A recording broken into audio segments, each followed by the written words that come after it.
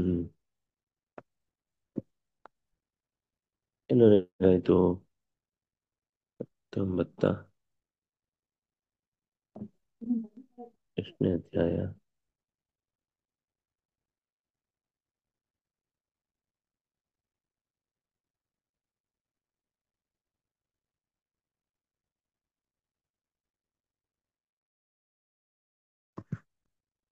ಹ್ಮ್. ಸಪ್ತ ತಳ ಅಂದರೆ ಕೆಳಲೋಕದ ವಿವರಣೆಯನ್ನ ಕೊಡ್ತಾ ಬಂದಾಗ ಅಲ್ಲೂ ಕೂಡ ಶ್ರೇಷ್ಠವಾದ ಅನುಭವಕ್ಕೆ ಯೋಗ್ಯವಾದ ಭೂಭಾಗಗಳಿವೆ, ಆ, ಭೋಗಗಳು ಇವೆ ಅನ್ನೋದು ಹೇಳ್ತಾ ಬಂದ್ರು. ದೈತ್ಯರು, ನಾಗಗಳು ಅಲ್ಲಿ ವಾಸವಾಗಿರ್ತಾರೆ. ಹ್ಮ್. ಪಾತಾಳನ ಮದಶ್ಚಾಸ್ತೆ ವಿಷ್ಣೋರ್ಯ ತಾಮಸಿ ತನುಹು.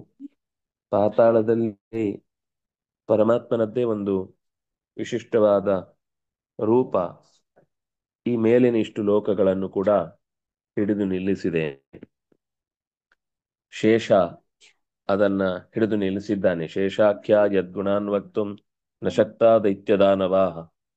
ಶೇಷ ಅನ್ನುವಂತಹ ಭಗವಂತನ ವಿಶೇಷವಾದ ಆಸನ ರೂಪವಾದ 1000 ಬಾಯಿಗಳುಳ್ಳವನು ಕೂಡ ಈ ಭಗವಂತನ ವಿಶೇಷ ಗುಣಗಳನ್ನ ಹೇಳಲಿಕ್ಕೆ ಆ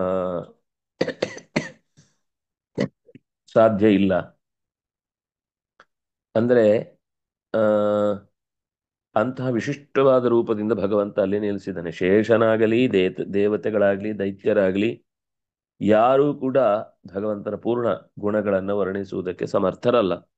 ಯೋನಂತಃ ಪಠ್ಯತೆ ಸಿದ್ಧೈ ದೇವೋ ದೇವರ್ಷಿ ಪೂಜಿತ ಸಹ ಸಹ ಸಹ ಸಹಸ್ರಶಿರಾ ವ್ಯಕ್ತ ಸ್ವಸ್ತಿಕಾ ಮೂಲ ಸ್ವಸ್ತಿಕಾಮಲಭೂಷಣ. ಅನಂತ ಅನ್ನುವ ಹೆಸರಿನಿಂದ ಪೂಜಿಸಲ್ಪಡುವಂತಹ ಅತ್ಯಂತ ನಿರ್ಮಲವಾದ ಸ್ವಸ್ತಿಕಾರಕನಾದ, ಸ್ವಸ್ತಿಕ ಅನ್ನುವ ಚಿಹ್ನೆಯಿಂದ ಕೂಡಿದ 1000 ತಲೆಗಳುಳ್ಳಂತಹ ದೇವತೆಗಳಿಂದ ಋಷಿಗಳಿಂದ ನಿರಂತರವಾಗಿ ಪೂಜಿಸಲ್ಪಡುವ ಭಗವಂತನ ರೂಪ ಅಲ್ಲಿದೆ. ಅಂದ್ರೆ ಆ ಶೇಷ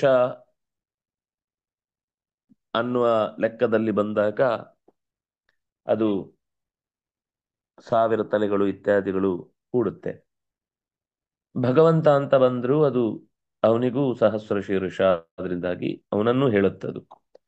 ಆದ್ರೆ ಇಲ್ಲಿ ಆ ಭಗವಂತನನ್ನು ಹೊತ್ತು ಕೂತವ ಅನ್ನುವ ಅರ್ಥದಲ್ಲಿ ಬಂದಾಗ ಇಲ್ಲಿ ಶೇಷ ಅಂದ್ರೆ ಶೇಷನೇ. ಆಸನ ರೂಪವಾಗಿ ಅನಂತಾಸನ ಅಂತ ಕರೆಯುವ ಆ ಭಗವಂತನಿಗೆ ಆಸರೆಯಾಗಿ ನಿಂತಿರುವ ಶೇಷನ ಮಾತನ್ನೇ ಜೋ ಸಾರಿ ಎಲ್ಲೋಯ್ತು. ಯೋ ಯೋನಂತಃ ಪಠ್ಯತೆ ಸಿದ್ಧೈ ಫಣ ಫಣಿ ಸಹಸ್ರೇಣ ಯಸ್ಸ ವಿದ್ಯೋತಯನ್ ದಿಶಃ ಸರ್ವಾನ್ ಕರೋತಿ ನಿರ್ವೀರ್ಯಾನ್ ಹಿತಾಯ ಜಗತೋ ಸುರಾನ್. ಫಣಗಳು ಅಂದ್ರೆ ಹೆಡೆಗಳು. ಹೆಡೆಗಳಲ್ಲಿ ಇರುವ ಮಣಿಗಳು ಅವುಗಳೂ 1000 ಇವೆ. ಅದು ದಿಕ್ಕುಗಳನ್ನ ಬೆಳಗಿಸ್ತಾ ಇದೆ.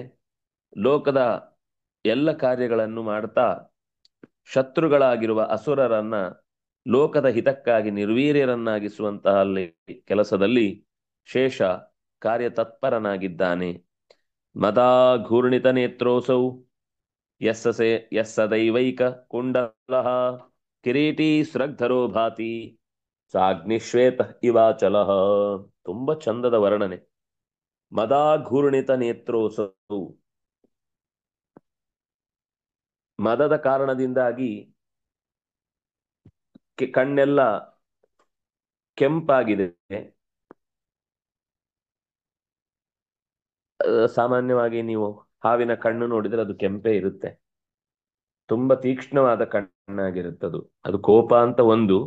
ಎರಡನೇದದು ಅಗ್ನಿಯನ್ನ ಕೆಲವೊಮ್ಮೆ ಸೂಸುವುದು ಇರುತ್ತೆ ಕಣ್ಣಿನಿಂದ. ಈ ಸಾಮಾನ್ಯ ಸರ್ಪಗಳಲ್ಲ, ವಿಶಿಷ್ಟವಾದ ಸರ್ಪಗಳಲ್ಲೆಲ್ಲ ಕಣ್ಣಿನ ದೃಷ್ಟಿಯಲ್ಲೇ ಬೆಂಕಿ ಇರುತ್ತೆ. ಹಾಗೆ ಸದೈವ ಏಕಕುಂಡಲ, ಯಾವಾಗ್ಲೂ ಒಂದು ಕುಂಡಲವನ್ನ ಧರಿಸಿರುವಂತಹ ರೂಪ ಅದು ಶೇಷನದ್ದು.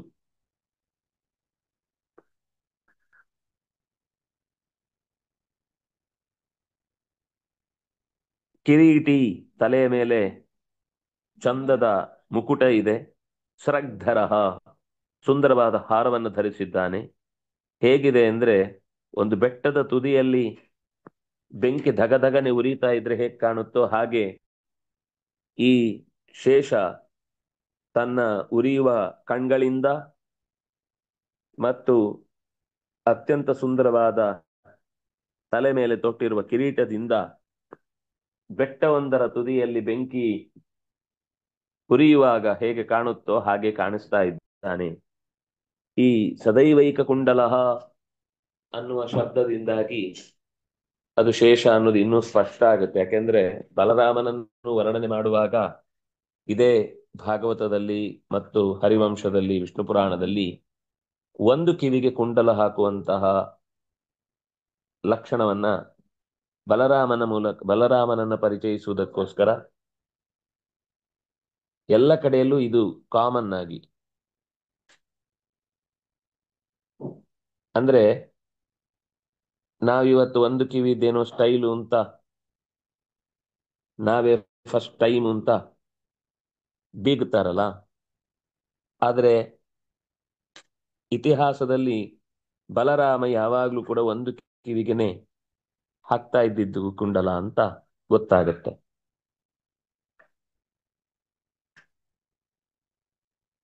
ನೀಲವಾಸಾಹ ಮದೋತ್ಸಿಕ್ತಃ ಶ್ವೇತಹಾರೋಪಶೋಭಿತಃ ಸಾಬ್ ಸಾಭ್ರ ಗಂಗಾ ಪ್ರವಾಹೋಸೌ ಕೈಲಾಸಾದ್ರಿ ಇವ ಅಪರಃ. ನೀಲವಾಸಾಹ, ನೀಲ ಬಣ್ಣದ ಬಟ್ಟೆಯನ್ನು ತೊಟ್ಟಿದ್ದಾನೆ. ಮದೋತ್ಸಿಕ್ತಃ, ಆ ಆನಂದ ಉನ್ಮತ್ತದ ಸ್ಥಿತಿಗೆ ಹೋಗಿ ನಿಂತಿದೆ. ಅದರಿಂದ ಅಂದ್ರೆ ತುಂಬಾ ಆ ಉತ್ಸಾಹಭರಿತನಾಗಿ ಇರುವಂಥದ್ದು. ಶ್ವೇತಹಾರೋಪಶೋಭಿತ, ಬೆಳ್ಳಗಿನ ಹಾರವನ್ನು ತೊಟ್ಟಿದ್ದಾನೆ. ಸಾಭ್ರ ಗಂಗಾ ಪ್ರವಾಹೋಸೌ,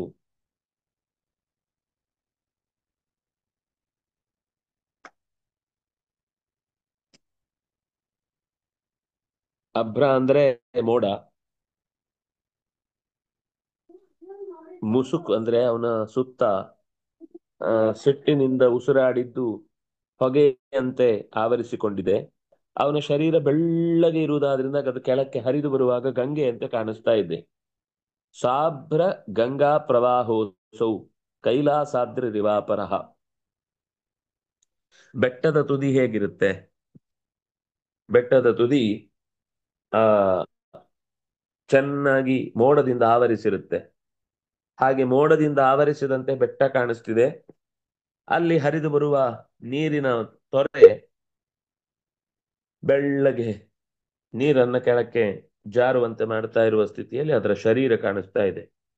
ಕೈಲಾಸ ಪರ್ವತದ, ಅಂದ್ರೆ ಹಿಂದೆ ಕೈಲಾಸ ಪರ್ವತದಲ್ಲಿ ಇದ್ದವನಲ್ವಾ, ಇದೇ ಶೇಷ ರುದ್ರನಾಗಿದ್ದಾಗ ಕೈಲಾಸ ಪರ್ವತದಲ್ಲೇ ಇದ್ದವನು.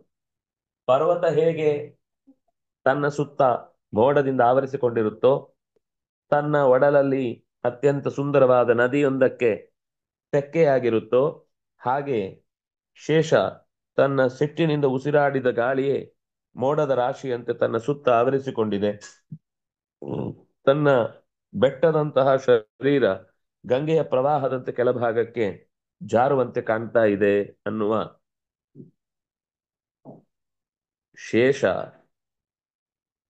ಶೇಷನಿಗೊಂದು ಅವನನ್ನ ಪರಿಚಯಿಸ್ಲಿಕ್ಕೊಂದು ಉದಾಹರಣೆ. ಆ ಉದಾಹರಣೆಯಿಂದ ಶೇಷನನ್ನು ಗಮನಿಸಿದಾಗ ಕೈಲಾಸದಂತೆ ಕಾಣ್ತಾ ಇದ್ದಾನೆ ಅಂತ. ಯಾವ ತರದ ಅಲಂಕಾರ ಅಂತ ಗೊತ್ತಿಲ್ಲ. ಒಂದೇ ವಿಷಯವನ್ನ ಎರಡೆರಡು ಮುಖದಿಂದ ಪರಿಚಯಿಸುವಂತಹ ಒಂದು ವಿಶಿಷ್ಟವಾದ ಆ ಸಾಮರ್ಥ್ಯ.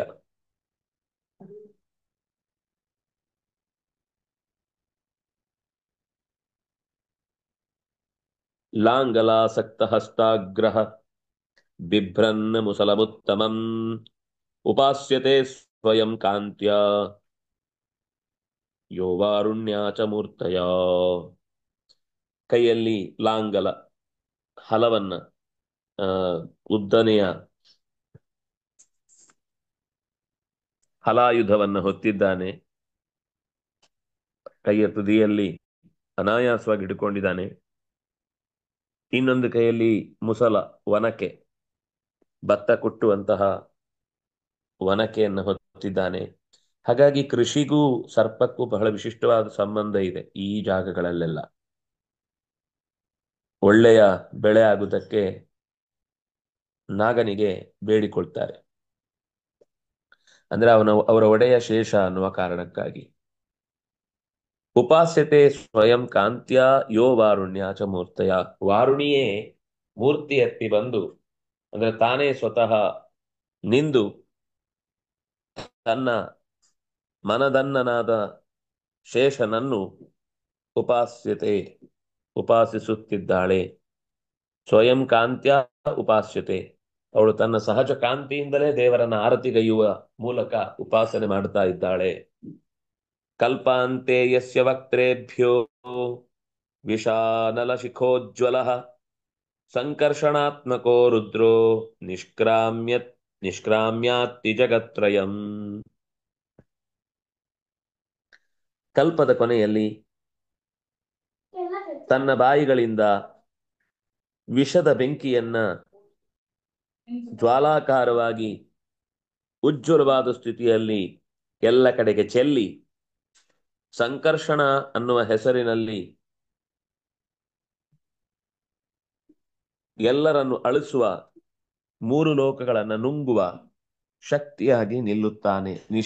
ನಿಷ್ಕ್ರಮ್ಯ ಜಗತ್ರಯಂ ನಿಷ್ಕ್ರಮ್ಯ ಅತ್ತಿ, ಇಡೀ ಜಗತ್ತನ್ನು ಆವರಿಸಿಕೊಂಡು ನುಂಗಿ ಬಿಡುತ್ತಾನೆ. ಅಂದ್ರೆ ರುದ್ರ ಸ್ವರೂಪದಲ್ಲಿ ಪೂರ್ವದಲ್ಲಿ ಅವನೇ ಜಗತ್ತನ್ನ ನುಂಗಿದ್ದ. ಈಗಲೂ ಆ ರುದ್ರ ಕಾರ್ಯದ ಕೆಲಸದ ಒಂದು ಕಂಟಿನ್ಯೂಷನ್ ಅನ್ನುವ ಹಾಗೆ ದೇವರಿಗೆ ಸಹಾಯಕ್ಕಾಗಿ ರುದ್ರದೇವರು ಮಾಡುವ ಕೆಲಸದಲ್ಲಿ ತನ್ನದೂ ಒಂದು ಪಾಲನ್ನ ಭಗವಂತನಿಗಾಗಿ ಆ ಕಾರ್ಯದಲ್ಲಿ ತೊಡಗ್ತಾನೆ. ಸಬಿಭ್ರತ್ ಶೇಖರೀಭೂತಂ ಅಶೇಷಂ ಕ್ಷಿತಿಮಂಡಲಂ ಆಸ್ತೆ ಪಾತಾಳ ಮೂಲಸ್ಥಃ ಶೇಷೋ ಶೇಷಸುರಾರ್ಚಿತಃ. ಶೇಖರೀಭೂತಂ,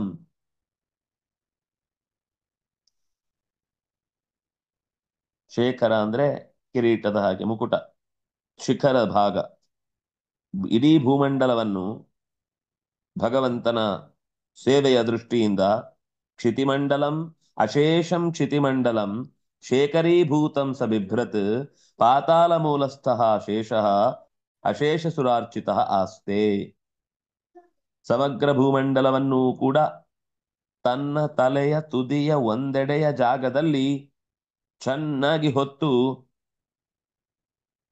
ಅಶೇಷ ಸಂಹಿತ ಸುರಾರ್ಚಿತ, ಎಲ್ಲಾ ದೇವತೆಗಳಿಂದಲೂ ಅರ್ಚಿಸುವುದಕ್ಕೆ ಯೋಗ್ಯವಾದ ಗುಣಗಳಿಂದ ಕೂಡಿದ ಶೇಷ ಪಾತಾಳದ ಮೂಲದಲ್ಲಿ ನಿಂತು ದೇವತೆಗಳ ಲೋಕದ ತನಕನೂ ವ್ಯಾಪಿಸಿ ನಿರಂತರ ದೇವತೆಗಳಿಂದಲೂ ಪೂಜಿಸಲ್ಪಟ್ಟು ಆಸ್ತೆ ಮೆರೀತಾ ಇದ್ದಾನೆ, ಉಳ್ಕೊಂಡಿದ್ದಾನೆ. ತಸ್ಯ ವೀರ್ಯಂ ಪ್ರಭಾವಶ್ಚ ಸ್ವರೂಪಂ ರೂಪಮೇವ ಚ ನಹಿ ವರ್ಣಯಿತುಂ ಶಕ್ಯಂ ಜ್ಞಾತುಂಚ ತ್ರಿದಶೈರಪಿ. ಆ ಶೇಷನ ಸಾಮರ್ಥ್ಯವನ್ನು, ಪ್ರಭಾವವನ್ನು, ಸ್ವರೂಪವನ್ನು, ಅವನ ವಿಶೇಷವಾದ ಆಕೃತಿಯನ್ನು ಯಾರೂ ವರ್ಣಿಸ್ಲಿಕ್ಕೆ ಸಾಧ್ಯ ಇಲ್ಲ. ದೇವತೆಗಳೇ ಇಲ್ಲಿ ತನಕ ಅವನ ಬಗ್ಗೆ ವರ್ಣಿಸಿ ನಾಲಿಗೆ ಸೋತು ಹೋಗಿದೆ, ಬರೆದು ಕೈ ಬಿದ್ದೋಗಿದೆ, ಕರ್ಕೊಂಡು ಹೋಗಿ ಜನರನ್ನ ವಾಪಸ್ ಕರ್ಕೊಂಡು ಬರುವುದು ತುಂಬಾ ದುಸ್ತರವಾಗಿದೆ. ಇಂತಹ ವಿಷಯಗಳನ್ನು ತೋರಿಸಿ ಕರ್ಕೊಂಡ್ ಬರೋಣ ಅಂದ್ರೆ. ಆದ್ರೆ ಆ ಶೇಷನ ಅಪೂರ್ವವಾದ ಸಾಮರ್ಥ್ಯ, ಪ್ರಭಾವ, ರೂಪ ಮತ್ತು ಗುಣಾದಿಗಳು, ಇದನ್ನು ವರ್ಣಿಸುವುದಕ್ಕೆ ಯಾರಿಗೂ ಸಾಧ್ಯ ಆಗುವುದಿಲ್ಲ. ತ್ರಿದಶೈರಪಿ ವರ್ಣಯಿತು ಜ್ಞಾಪಯಿತು ನ ಶಕ್ಯಂ. ಮೂರು ಲೋಕದ ಜನರು ಅವನನ್ನ ತಿಳ್ಕೊಳ್ಬೇಕು ಅಂತ ಏನೆಲ್ಲ ಪ್ರಯತ್ನ ಪಟ್ಟರೂ ಕೂಡ ಅದು ಕೂಡ ಸಿದ್ಧಿ ಆಗಿಲ್ಲ, ಆಗುವುದೂ ಇಲ್ಲ. ಯಸ್ಯೈಷಾ ಸಕಲಾ ಪೃಥ್ವಿ ಫಣಾಮಣಿ ಶಿಖಾರುಣ ಆಸ್ತೆ ಕುಸುಮಮಾಲೇವ ಕಸ್ತದ್ವೀರ್ಯಂ ವದಿಷ್ಯತಿ. ಈ ಸಮಸ್ತ ಭೂಮಿ ಫಣಾಫಣಿಶಿಖಾರುಣ, ಫಣದ ಮಣಿಯ ಕೊನೆಯ ಕೆಂಬಣ್ಣದ ಮಣಿ ಏನಿದೆ ಆ ರೀತಿ ಆಸ್ತೆ.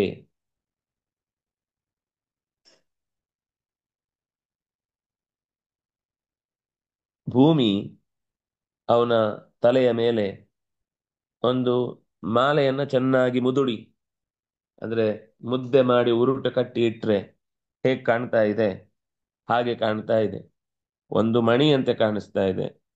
ಇಲ್ಲ ಸಮಸ್ತ ಭೂಮಿಯಲ್ಲಿರುವ ಹೂಗಳನ್ನೆಲ್ಲ ಒಟ್ಟೈಸಿ ಉರುಟಾಗಿ ಕಟ್ಟಿ ಇಟ್ಟು ಬಿಟ್ರೆ ಅದರ ಸೌಂದರ್ಯವೇ ಬೇರೆ. ಹಾಗೆ ಈ ಕೊನೆಯ ಭೇಟಿ ಅನ್ನುವ ರೀತಿಯಲ್ಲಿ, ಅಥವಾ ಮಾಡಿದ ಮೇಲೆ ಮತ್ತೆ ಬೇರೆದನ್ನು ನೋಡ್ಬೇಕಾದ ಅಗತ್ಯ ಇಲ್ಲ ಅನ್ನುವ ರೀತಿಯಲ್ಲಿ ದೇವತೆಗಳು ಖುಷಿ ಪಡ್ತಾರೆ. ಸಾಧಕನು ಕೂಡ ಅಲ್ಲಿಗೆ ಹೋಗ್ತಾನೆ ಅಂದ್ರೆ ಅವನು ಮತ್ತೆ ಉಳಿದ ವಿಷಯದ ಬಗ್ಗೆ ಅವನಿಗೆ ಯೋಚಿಸ್ಲಿಕ್ಕೆ ಅವಕಾಶನೇ ಕಮ್ಮಿ. ಯದಾ ವಿಜೃಂಭತೆ ನಂತೋ ಮದ ಘೂರ್ಣಿತಲೋಚನ ತದಾ ಚಲತಿ ಭೂರೇಶ ಸಾಬ್ಧಿತೋ ಯಾಸಕಾನನ. ಮರಗಿಡಗಳಿಂದ, ಕಾಡು ಮೇಡುಗಳಿಂದ, ನದಿ ಮೊದಲಾದ ಸಮಸ್ತ ಜಗತ್ತು, ಭೂಮಿ ಒಂದು ವೇಳೆ ಅನಂತ ಜೋರಾಗಿ ಕೂಗಿ ಅಥವಾ ಬುಸುಗುಟ್ಟಿ ಮದಾಘೂರ್ಣಿತ ಲೋಚನ, ಅರುಣ ನಯನನಾಗಿ ಮದದಿಂದ ಎದ್ದು ನಿಂತ್ರೆ ಇಡೀ ಭೂಮಿ ನಡಗುತ್ತೆ. ಕಾಡಿನಿಂದ ಕೂಡಿದ, ಬೆಟ್ಟಗಳಿಂದ ಕೂಡಿದ ಭೂಮಿ ನಡಗುತ್ತೆ. ಗಂಧರ್ವರು, ಅಪ್ಸರರು, ಸಿದ್ಧರು, ಕಿನ್ನರರು, ಉರಗರು ಅಂದ್ರೆ ನಾಗರು, ಚಾರಣರು ಈ ಶೇಷನ ಗುಣಗಳ ಕೊನೆಯನ್ನ ಕಾಣಲಿಕ್ಕೆ ಆಗದೆ ಹಾಗೆ ಹೊರಟು ಹೋಗ್ತಾರೆ. ತೇನಾನಂತೋ ಅಯಂ ಅವ್ಯಯ. ಅದರಿಂದಾಗಿ ದೇವತೆಗಳ ರಾಶಿಯಲ್ಲಿ ಅನಂತನಿಗೆ ಒಂದು ವಿಶೇಷ ಸ್ಥಾನ. ಯಾಕೆಂದ್ರೆ ಅವನ ಬಗ್ಗೆ ಮಾಡಿದ ಸೇವೆಗೆ ಭಗವಂತ ಎಷ್ಟು ನೆನೆಸಿಕೊಂಡ್ರೂ ಕೂಡ ಆತನಿಗೆ ಅದರ ಕೃತಜ್ಞತೆಯನ್ನು ನಾವು ಅರ್ಪಿಸಿದ ಹಾಗೆ ಆಗುವುದಿಲ್ಲ. ಯಸ್ಯ ನಾಗವಧೂ ಹಸ್ತೈಃ ಲೇಪಿತಂ ಹರಿಚಂದನಂ ಮುಹುಶ್ವಾಸ ನಿಲಾಪಾಸ್ತಂ ಯಾತಿ ದಿಕ್ಷೂರ್ಧ್ವವಾಸತಂ. ಆ ನಾಗನ ಒಡೆಯನಾದಂತಹ ಶೇಷನನ್ನ ಅವನ ಮಡದಿಯರಾದ ವಧುಗಳು ಸಂತೋಷದಿಂದ ಅವನ ಮೈಗೆ ಹರಿಚಂದನವನ್ನ ಲೇಪಿಸ್ತಾರೆ.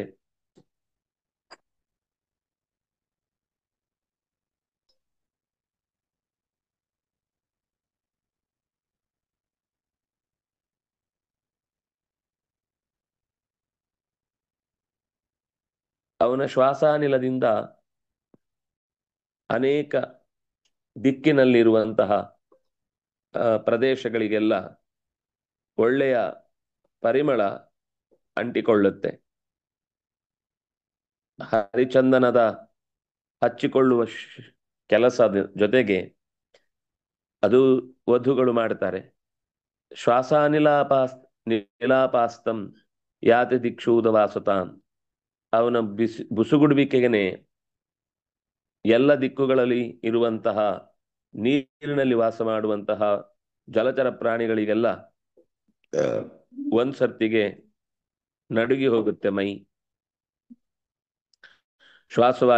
ವಾಯುವಿನ ಶಕ್ತಿ ದಿಕ್ಕುಗಳಿಗೆ ಶಕ್ತಿಯನ್ನು ತುಂಬುತ್ತೆ. ಜೊತೆಗೆ ಉದವಾಸತಾಂ ಅನಿಲಾಪಾಸ್ತಂ ಯಾತಿ.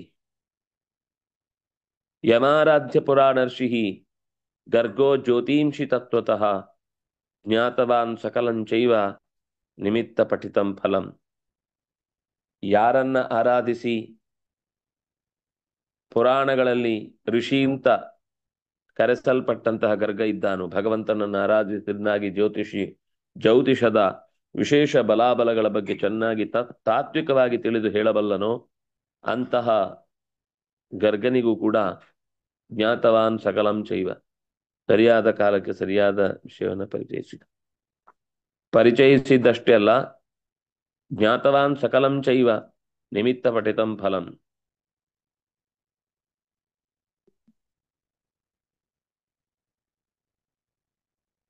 ತೇನೇಯಂ ನಾಗವರ್ಣೆ ವರ್ಯೇಣ ಶಿರಸಾ ವಿಧೃತಾ ಮಹಿ ಬಿಭರ್ತಿ ಮಾಲಾ ಲೋಕಾನಾಂ ಸದೇವಾಸುರ.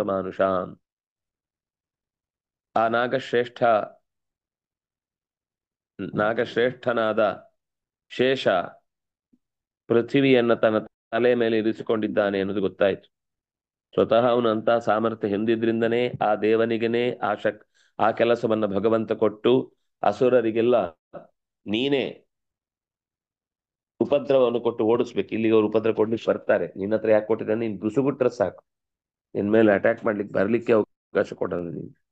ಹಾಗಾಗಿ ನಿನ್ನ ಪರಿಸರದಲ್ಲಿ ಇದಕ್ಕೆ ಆವರಕವಾಗಿ ದೊಡ್ಡ ಒಂದು ಸರ್ಪಗಳ ಗುಂಪಿನಲ್ಲಿ ನಾಯಕನಾಗಿ ಶೇಷನಿದ್ದಾನೆ ಅಂತ ಹೇಳಿ ಇಡೀ ಲೋಕದ ಮಾಲೆಯನ್ನ, ಮನುಷ್ಯರಿಂದ ಕೂಡಿದ ಸಕಲ ಜೀವರಾಶಿಗಳ ಮಾಲೆಯನ್ನ ತುಂಬಾ ಸುಂದರವಾಗಿ ಶೇಷ ಧಾರಣೆ ಮಾಡಿ ನಿಂತಿದ್ದಾನೆ ಅನ್ನೋದನ್ನ ಹೇಳುವಲ್ಲಿಗೆ ದ್ವಿತೀಯ ಅಂಶದ 5ನೆಯ ಅಧ್ಯಾಯ ಮುಕ್ತಾಯಗೊಂಡಿತು. ಮುಂದೆ ನರಕಗಳ ವೈವಿಧ್ಯ. ಇನ್ನು ಕೆಳಗೆ ಹೋಗುದು ಅಂದ್ರೆ ಎಲ್ಲಿಗೆ, ನರಕಕ್ಕೆ ಹೋಗಬೇಕು. ಅಂತಹ ನರಕದ ವಿಷಯವನ್ನ, ಅದರ ಮಾಹಾತ್ಮ್ಯವನ್ನ ಮುಂದಿನ ಸಾಲಿನಲ್ಲಿ ಮಾಡ್ತಾರೆ. ಮತ್ತೆ ನಾಳೆ ಚಿಂತನೆ ಮಾಡೋಣ. ಹೇಳಿ ಪ್ರಿಯತಾಂ. ಕೃಷ್ಣಾರ್ಪಣಂ ಅಸ್ತು.